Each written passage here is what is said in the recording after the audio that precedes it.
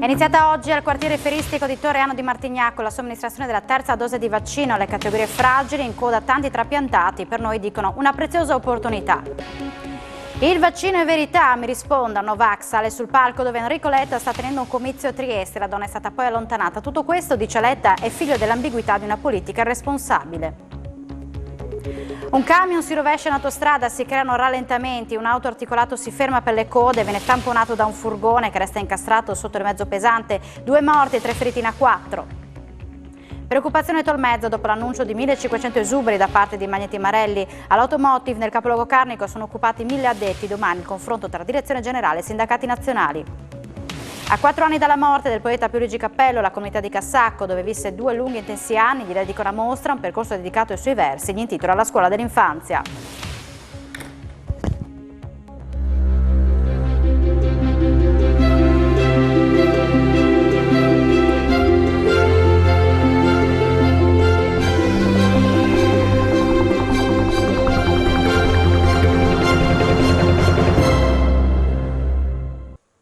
Buonasera, ben ritrovati a un nuovo appuntamento con l'informazione di Telefriuli. È cominciata oggi al quartiere feristico di Torreano di Martignacco la somministrazione della terza dose di vaccino anti-Covid alle categorie fragili individuate dalla gestione commissariale. Procediamo con un percorso in salita della campagna vaccinale, commenta il vicegovernatore della Regione con delega alla salute Riccardo Riccardi. Anche se si semplificano i numeri, continua Riccardi, non dobbiamo dimenticarci che in Friuli Venezia Giulia sono state somministrate 1.600.000 dosi e si superano le 850.000 persone che hanno deciso di vaccinarsi, ma dobbiamo recuperare ancora alcuni punti poiché i contagi sono ancora presenti, ma la pressione sul sistema ospedaliero è contenuta.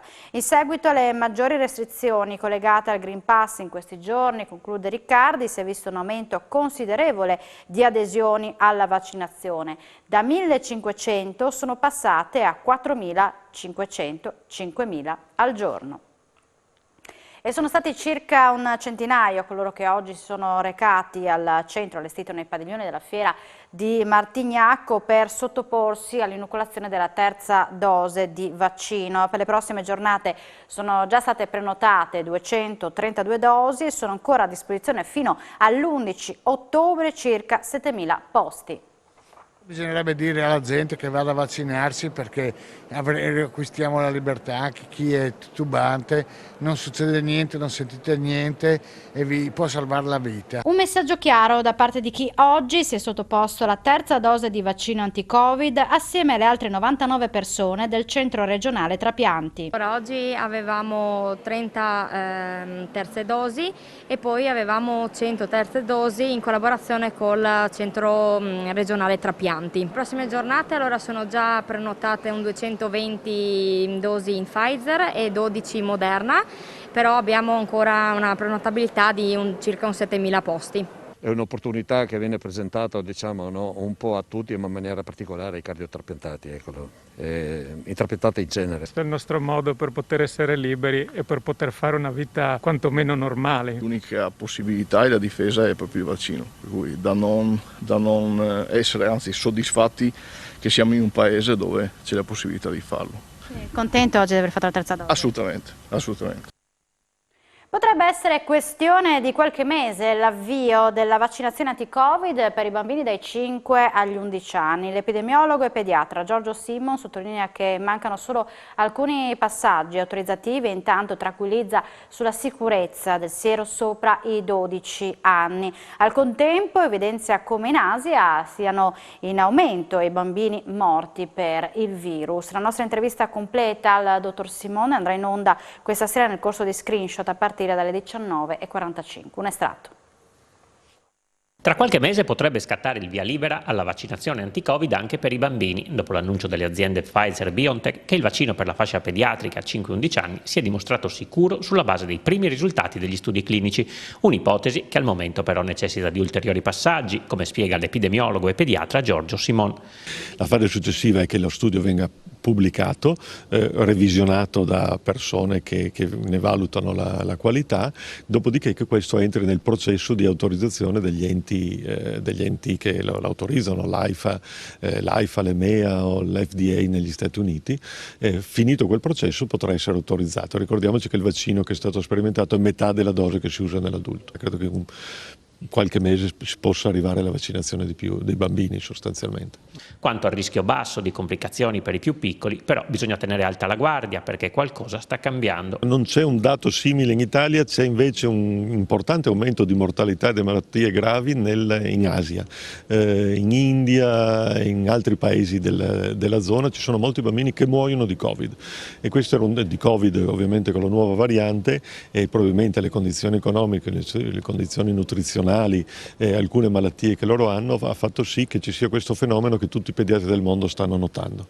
Continua intanto l'immunizzazione per chi ha compiuto 12 anni e dal mondo medico arrivano segnali confortanti. In realtà a questa età il vaccino è assolutamente sicuro, non provoca nessun effetto particolare e c'è solo questa piccolissima frequenza di pericarditi che si è visto che essere molto rare, due guarire spontaneamente rispetto invece alle pericarditi da virus che sono molto più gravi. Calano quasi del 30% i nuovi contagi in Friuli Venezia Giulia, cresce il tasso di occupazione delle terapie intensive, emerge dal monitoraggio della Fondazione Gimbe. In regione ha completato il ciclo vaccinale il 67,6% della popolazione. Dopo la leggera risalita della settimana scorsa, negli ultimi 7 giorni sono diminuiti quasi del 30% i nuovi casi di Covid in Friuli Venezia Giulia. Tra il 15 e il 21 settembre si registra una performance in miglioramento anche per i casi attualmente positivi per 100.000 abitanti, passati da 118 a 104. Risale l'occupazione dei posti letto Covid in terapia intensiva, dal 5 al 7%, mentre resta stabile al 4% quella nelle aree mediche. E quanto si evince dall'ultimo monitoraggio della Fondazione Gimbe. Nell'ultima settimana si contano 91 nuovi contagi in provincia di Trieste, 44 a Udine, 33 a Pordenone, 25 a Gorizia. A livello nazionale si conferma un ulteriore calo di tutte le curve, ad eccezione dei decessi che restano stabili. Sul fronte delle vaccinazioni, la Fondazione evidenzia come nelle ultime 2 settimane siano crollate del 40% le nuove somministrazioni. Nell'ultima settimana, a livello nazionale, si sono registrati 486.000 nuovi vaccinati. L'esitazione persiste negli ultracinquantenni e frena anche la fascia 12-19 anni. In Friuli Venezia Giulia la popolazione che ha completato il ciclo vaccinale è pari al 67,6%, 2 punti sotto la media italiana, a cui aggiungere un ulteriore 4,3%, media italiana del 5,2%, solo con una prima dose. Gli ultracinquantenni senza copertura vaccinale sono nella nostra regione il 15,6% contro il dato nazionale del 10,5%. I ragazzi tra i 12 e i 19 anni che non hanno ricevuto nemmeno una dose sono il 38,6% rispetto al 32,1% in Italia. Ed ora andiamo a vedere i dati dei contagi della giornata odierna. In Friuli Venezia Giulia su 3.710 tamponi molecolari sono stati rilevati 56 positività, tra cui 2 migranti richiedenti asilo con una percentuale dell'1,51%. Sono inoltre 5.639 i test rapidi antigenici realizzati, dai quali sono stati rilevati 12 casi, 0,21%. Non si registrano decessi, le persone ricoverate in terapia intensiva restano 11, mentre i pazienti in altri reparti scendono a 46. Per quanto riguarda il sistema sanitario regionale è stata rilevata la positività di 2 infermieri dell'azienda sanitaria universitaria Giuliano Isontina. Aggressione verbale questa sera a Trieste al segretario del Partito Democratico Enrico Letta. Sul palco una donna ha iniziato a inveire contro il Green Pass. Letta dà la colpa di questa situazione alle forze politiche ambigue. Non è così, signora. No. Sì, gli ebrai non entravano nei negozi, gli ebrai non potevano andare a lavorare, c'erano le posti, non è così, signora. Non è così, signora. Non è così. non è così.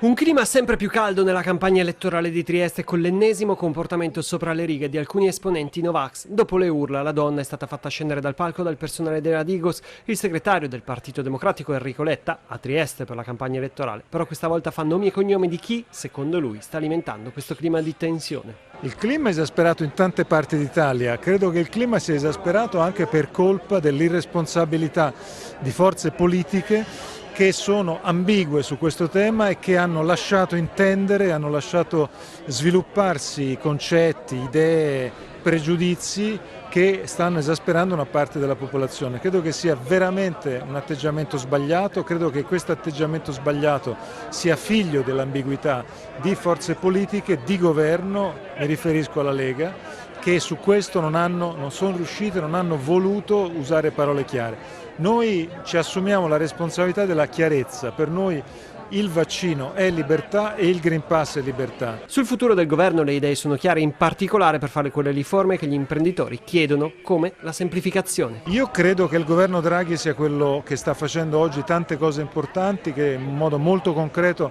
sta applicando le riforme del PNRR e credo che questo governo debba continuare. Noi siamo assolutamente convinti, lo sosteniamo e crediamo che questo governo stia facendo bene. Il segretario di Sinistra Italiana Nicola Frantoianni era presente oggi in Regione per il sostegno ai candidati sindaco del centro-sinistra e per la raccolta firme sulla Next Generation Tax. A Pordenone ha anche incontrato l'associazione immigrati e si è fatto garante di portare in Parlamento le istanze del popolo afghano.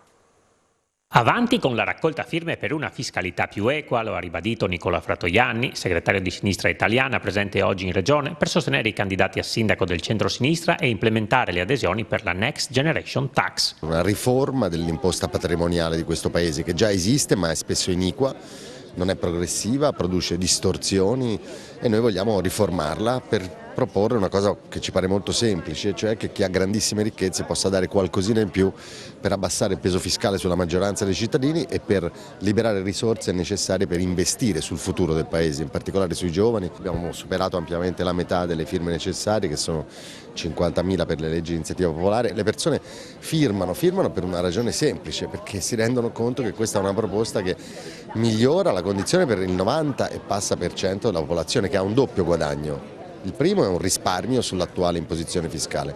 Noi eliminiamo delle tasse, tutti le vogliono sempre eliminare, con questa proposta al primo articolo togliamo l'IMU sulla seconda casa e l'imposta di bollo sui risparmi. Al banchetto firme anche per la legalizzazione dell'eutanasia. Frantoianni a Pordenone ha anche incontrato l'associazione immigrati, garantendo di portare in Parlamento le istanze del popolo afghano. La vicenda afghana ci ricorda quante responsabilità abbia anche il nostro Paese, anche sui flussi migratori. Di fronte a questa condizione non basta la retorica della solidarietà verso le donne afghane, servono scelte politiche in grado di rispondere a quei bisogni, ma anche di costruire un'integrazione in grado di ridurre l'impatto che comunque un fenomeno complesso come quello delle migrazioni ha sempre sui territori. Il Policlinico accelera sui tamponi molecolari salivari in attesa della nuova norma nazionale. Il laboratorio di Viale Venezia infatti è attrezzato e pronto dal punto di vista tecnico e organizzativo per eseguirli da subito, ma manca l'autorizzazione da parte dell'Istituto Superiore di Sanità affinché il risultato del test salivare sia riconosciuto per il Green Pass. I tempi di riaffertazione sono di circa 24 ore, come per i tamponi molecolari orofaringei il costo è di 80 euro. L'attivista Novax Ugo Rossi è stato liberato dagli arresti domiciliari. Questa mattina i giudici del Tribunale di Trieste hanno valutato il caso del candidato a sindaco di Trieste del Movimento 3V, arrestato 3 giorni fa dai carabinieri del capoluogo regionale per oltraggio e resistenza pubblico ufficiale, oltre che per lesioni aggravate recate a 2 militari dell'Arma. Il giudice ha convalidato l'arresto del friulano ma ha revocato la misura cautelare dei domiciliari. L'ingegnere udinese sarà processato per direttissima dopo le elezioni comunali. Potrà dunque concorrere alle elezioni del 3 e 4 ottobre. Il dibattimento si terrà mercoledì 27 ottobre alle 15. Il giudice ha anche disposto la liberazione del trentenne contro la richiesta della pubblica accusa che aveva chiesto la conferma dei domiciliari. Rossi, lo ricordiamo, era stato arrestato martedì dopo i disordini registrati all'esterno di un ufficio postale di via Raffaele Sanzi provocati da persone che si erano rifiutate di indossare correttamente la mascherina. La cronaca è di 2 morti e 3 feriti, il terribile bilancio di un incidente stradale avvenuto questa mattina lungo l'autostrada A4. Un incidente precedente aveva creato lunghe code e nei rallentamenti un furgone si è scontrato contro un camion finendone incastrato sotto. Poco dopo le 4 del mattino un camion frigo che trasportava carne si è scontrato contro i New Jersey che delimitano le carreggiate in A4, spostandole e ribaltandosi. Lunghe code hanno quindi caratterizzato il transito in autostrada questa mattina per le procedure di rimozione del mezzo. E proprio in questi rallentamenti un incidente ancora più grave è capitato. Un furgone non si è accorto che il mezzo pesante davanti a lui era fermo per le code, comunque opportunamente segnalate, e lo ha centrato in pieno, finendoci incastrato sotto. Drammatico il conto delle vittime, 2 morti e 3 feriti, tutti di cittadinanza ucraina, che sono rimasti incastrati tra le lamiere del van. Necessario l'intervento dei vigili del fuoco per liberarli e affidarli alle cure del personale del 118. Quel tratto autostradale tra l'Artigiana e Palazzolo dello Stella ha subito ulteriori rallentamenti, ma l'arteria non è stata chiusa, con deviazione del traffico sulla terza corsia. Le vittime sono una donna di 63 anni e un uomo di 37. Sul posto anche la polizia stradale e il personale di Autovie Venete che hanno sovrinteso la rimozione dei mezzi incidentati. Paura a Pordenone per le sorti di una donna investita da un Audi A3 alle 12:45 di oggi. L'incidente stradale è avvenuto all'intersezione tra via Fonda e via Gabbana e ha destato diverse preoccupazioni per le sorti della ferita, finita parzialmente sotto la vettura guidata da una pordenonese di 82 anni. Dopo l'allarme sul posto sono giunti i sanitari, gli agenti della polizia locale, oltre ai vigili del fuoco di Sacile. Proprio questi ultimi, per permettere agli operatori di avvicinarsi al pedone, hanno dovuto sollevare la vettura con degli appositi cuscini. Una volta liberata, la ferita è stata dunque affidata alle cure dei medici e degli infermieri che l'hanno trasportata al pronto soccorso del Santa Maria degli Angeli. Fortunatamente le condizioni della passante non sono preoccupanti, la dinamica al vaglio della polizia locale. Leggera scossa di terremoto questa mattina alle 7:46. I sismografi dell'OGS hanno rilevato un sisma di magnitudo 2.6 con epicentro a 2 km a sud di Venzone a una profondità di 12,7 km. La sala operativa regionale della protezione civile ha inviato la segnalazione automatica a tutto il sistema di protezione civile Friuli Venezia Giulia. Non si segnalano danni a cose e persone, ma vista l'ora il leggero movimento tellurico è stato avvertito bene in tutta l'area del Gemonese. Dalle segnalazioni dei nostri telespettatori la scossa è stata sentita anche più a nord, da Maro a Tolmezzo, oltre che in Varresia. Il Tribunale di Udine ha condannato per bancarotta fraudolenta un imprenditore croato di 37 anni. L'uomo aveva distratto oltre €500.000 dalla propria rivendita di autoveicoli situata nella Bassa. In 4 anni aveva distratto oltre €500.000 dalla sua ditta, condannato a 3 anni e 6 mesi di reclusione. È la pena inflitta dal Tribunale Collegiale di Udine a un cittadino croato di 37 anni giudicato colpevole di bancarotta fraudolenta. L'uomo, a partire dal 2010, aveva girato a più riprese la somma dai conti correnti dell'attività di cui era titolare, una rivendita di autoveicoli della Bassa Friulana dichiarata fallita nel 2014, a quelli personali. Lo straniero, residente in regione, era accusato anche di reati fiscali per i quali è stato assolto con la formula "il fatto non sussiste". Per l'accusa di bancarotta fraudolenta era coimputato un catanese di 75 anni, amministratore unico della società al momento del fallimento. Per lui il capo di imputazione è stato riqualificato in bancarotta semplice ed è stato condannato a 1 anno di reclusione. Il difensore del croato, l'avvocato Franco Krevatin del Foro di Gorizia, che sta valutando un ricorso in appello, si è detto ragionevolmente soddisfatto dell'esito. Primo incontro operativo del gruppo destinato a scegliere le metodologie del recupero del parco di Sant'Osvaldo e della sua apertura alla città. Sono coinvolti Regione, Comune di Udine, Università, ASUFC, ARCS e Soprintendenza. Tutti insieme puntano all'introduzione di servizi nel rispetto del patrimonio racchiuso nell'area.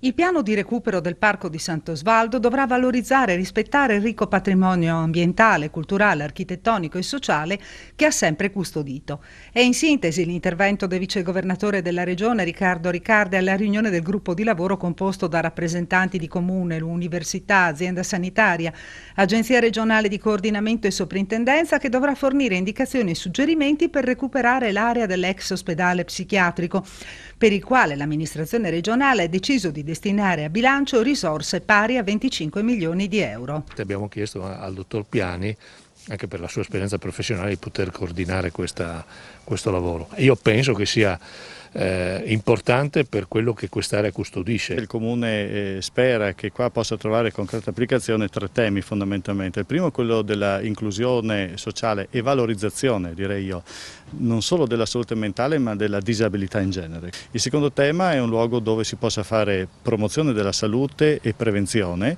e il terzo tema di interesse alla città è la possibilità di portare qua dei punti, diciamo, di erogazione di alcuni servizi al cittadino. Questo è sicuramente il primo passo che assieme alla Regione stiamo facendo per dare una risposta di salute importante. È un'occasione interessante, molto bella, un'occasione per mettere le competenze dell'università a servizio effettivamente del territorio. La Regione sarà al fianco dei comuni nel percorso per la sospensione e la rescissione del contratto per il trasporto scolastico stipulato con la ditta Tundo dopo il disservizio o la mancata erogazione dei servizi verificatisi negli ultimi 2 anni. Lo ha reso noto l'assessore regionale al patrimonio Sebastiano Callari durante una seduta della prima commissione consigliare, ribadendo che la Regione sta supportando i comuni chiamati a esprimere formalmente la volontà di rescindere l'affidamento all'impresa leccese per l'attuazione di soluzioni alternative di modo da non penalizzare gli studenti. In alcune zone come a Fogliano e Ronchi dei Legionari e nell'area pordenese sono già stati individuati servizi alternativi. Dentro un paio di settimane dovrebbero essere risolte anche criticità registrate nei comuni del Friuli centrale. L'assessore ha inoltre spiegato che è previsto un intervento finanziario a favore dei comuni che hanno sostenuto maggiori spese, come dimostra lo stanziamento di 500.000 euro nella legge di bilancio su un fondo ad hoc che verrà ulteriormente implementato nel prossimo assestamento. Callari ha infine ricordato che i disservizi con la Tundo si sono verificati in piena pandemia e questo ha reso più complesso e rischioso dal punto di vista legale avviare la procedura di rescissione del contratto. Magneti Marelli annuncia 1.500 esuberi negli stabilimenti sia in Italia che all'estero. La notizia desta preoccupazione l'Automotive di Tolmezzo che occupa 1 migliaio di addetti. Per domani è atteso l'esito del confronto tra Direzione Generale di Marelli e sindacati nazionali. Magneti Marelli, storica azienda italiana con stabilimenti in tutto il mondo, ha annunciato un piano di ristrutturazione a livello globale ed esuberi per 1.500 lavoratori. Ne dà notizia la segreteria nazionale della UILM, esprimendo preoccupazione per gli stabilimenti italiani che occupano complessivamente 10.500 addetti. La notizia, spiega Giorgio Spelat della UILM di Udine, ha creato allarme all'Automotive di Tolmezzo, in cui lavora 1 migliaio di persone che nella maggior parte dei casi vivono nel territorio montano. In Automotive la tensione è alta perché proprio ieri è stata fatta un'ulteriore proroga della cassa integrazione ordinaria, continua Spelat, e secondo quanto riferito dalle RSA aziendali, il provvedimento sarebbe conseguenza della mancanza di materiali per portare a termine commesse acquisite da tempo. La cassa integrazione è aperta su tutta la forza lavoro e viene applicata a singhiozzo su reparti interi, spiega il rappresentante della UILM, sottolineando che se la crisi dovesse abbattersi sullo stabilimento tolmezzino metterebbe sul lastrico famiglie intere.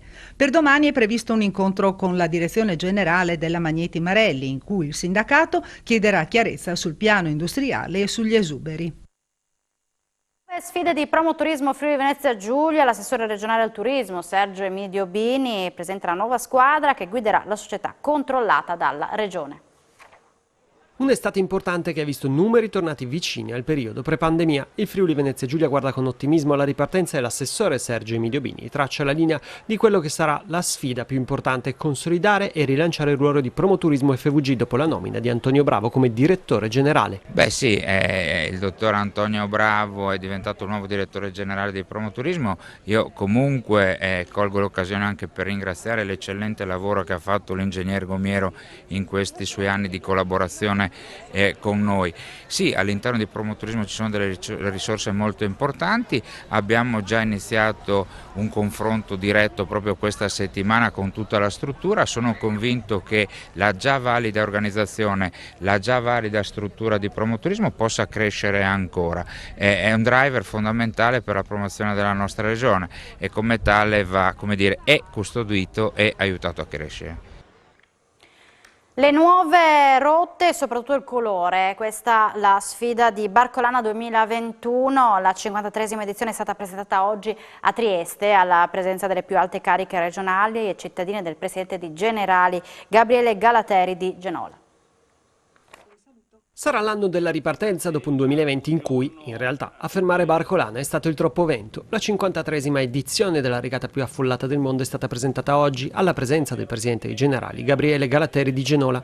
L'evento, che si tiene la seconda domenica di ottobre, potrà contare su una serie di appuntamenti importanti di avvicinamento. Sarà una Barcolana con nuove rotte, una Barcolana attenta ai temi della sostenibilità. Dal 6 all'8 ottobre al Centro Congressi in Portovecchio si terrà un summit internazionale dedicato al tema dello sviluppo sostenibile, della tutela del mare. Viviamo un momento di crescita economica, dobbiamo cercare di non ripetere gli errori del passato e di rendere questa crescita compatibile con la tutela dell'ambiente. Sostenibilità però non vuol dire solo attenzione all'ambiente, ma anche ruolo delle donne nella società. Generali quest'anno lancia un grande premio, Women in Sailing, per la prima barca timonata da una donna con equipaggio misto. La barca è una grande metafora della società, abbiamo bisogno di più donne al timone, non solo delle barche, ma delle società, delle istituzioni. Barcolana è ormai considerata non solo un evento triestino, ma anche regionale e in alcune situazioni nazionale. Le iscrizioni si chiuderanno il 30 settembre, termine ultimo per completare la procedura, almeno per la parte online. Un quadro economico che regala ottimismo per un paese che sta puntando a una crescita importante e che guarda al futuro con ottimismo. Gabriele Galateri di Genola, presidente di Generali, ha tracciato la situazione economica del paese a margine della presentazione della Barcolana. C'è tanta fiducia e tutte le cose che lei ha citato, insomma, l'Italia, il governo e così via. Io devo dire che si inquadrano però in una cosa che dà ancora più fiducia, che è il discorso dell'Europa. Io credo che noi dobbiamo cominciare veramente a pensare che chi ha tra l'altro creato questa fiducia e questa visione prospettica è l'Europa, che ha preso una decisione storica, quella di lavorare tutta insieme per rilanciare questo continente, che ha il diritto e anche secondo me il dovere di posizionarsi sul piano geopolitico in maniera anche più chiara, più visibile, più importante. Pensate agli Stati Uniti e alla Cina. Dico spesso che i tavoli con due gambe non stanno in piedi, ci vuole una terza gamba. L'Europa è chiamata a essere questa terza gamba per dare stabilità anche agli sviluppi economici, sociali e insomma generali un po' del mondo. Il presidente di Generali guarda anche con ottimismo agli investimenti della Compagnia del Leone, che ha avuto il via libera dalla Consob alla OPA su Cattolica. Sono contento che sia arrivato appunto il momento in cui si potrà portare avanti il progetto di Cattolica, che è un progetto evidentemente che si vede, vuol dire quasi fisicamente, che ha una sua logica per il territorio, per il paese e ovviamente per le Generali, con cui penso e spero che si potranno sviluppare sinergie importanti nel settore in cui lavoriamo. Sul futuro della compagnia, dopo i movimenti dei soci e in particolare del gruppo Caltagirone, il presidente non va oltre a una risposta diplomatica. Parlo di tutti quanti evidentemente con il gruppo, e credo che se le Generali sono sviluppate in questa maniera, ricordo i primi azionisti erano quelli che ho citato prima, cioè che si sono seduti intorno a un tavolo per cercare di aiutare gli sviluppi commerciali del traffico marittimo, e lì c'è stata tutta una serie di evidentemente sviluppi. Oggi ne abbiamo 200.000 e sono molto soddisfatto che siano tanti, che si aggiungano altri e che si incrementi la loro presenza nel nostro capitale. Il Comune di Cassacco, insieme all'associazione Pierluigi Cappello, ha deciso di dedicare una giornata al poeta scomparso 4 anni fa. Il 1° ottobre sarà intitolata a Cappello la scuola dell'infanzia, mentre per le vie della città sono state affisse le sue poesie, quasi le sue ultime volontà, lasciate lo stesso Pierluigi all'amico Paolo. A me oggi piace pensare che queste poesie che trovano spazio, no, sulle case di Cassacco siano il modo con cui oggi lui sta vicino alla gente di Cassacco, che nonostante il breve tempo l'ha amato, ha ricambiato la sua giovialità, il suo essere in grado di affrontare la vita col sorriso, che insomma non è cosa da poco. E questa idea è venuta ancora quando praticamente io seguivo Pierluigi. Naturalmente cosa è successo? Un giorno scherzando le dici: ma un domani se vai via prima tu io ti metto i cartelli, no? E lui scherzando, no? E lui mi dice: no, ma Paolo, lo fai sul serio. Eh sì, per me quello è stato come un testamento, no? L'amministrazione già a suo tempo aveva pensato di intitolarle la scuola dell'infanzia. Naturalmente causa Covid abbiamo dovuto rallentare tutte queste attività, però adesso appunto nella ricorrenza della sua morte, il 4° anniversario della sua morte che cade il 1° ottobre, abbiamo pensato di aprire una mostra in auditorium con delle foto e delle poesie che ci hanno concesso il comune di Pratocarnico, e poi ci sposteremo appunto nella scuola dell'infanzia per la vera e propria intitolazione. Siamo in chiusura, subito dopo la pubblicità tutte le notizie sportive a Sport FVG. Grazie per l'attenzione, buona serata su Telefriuli.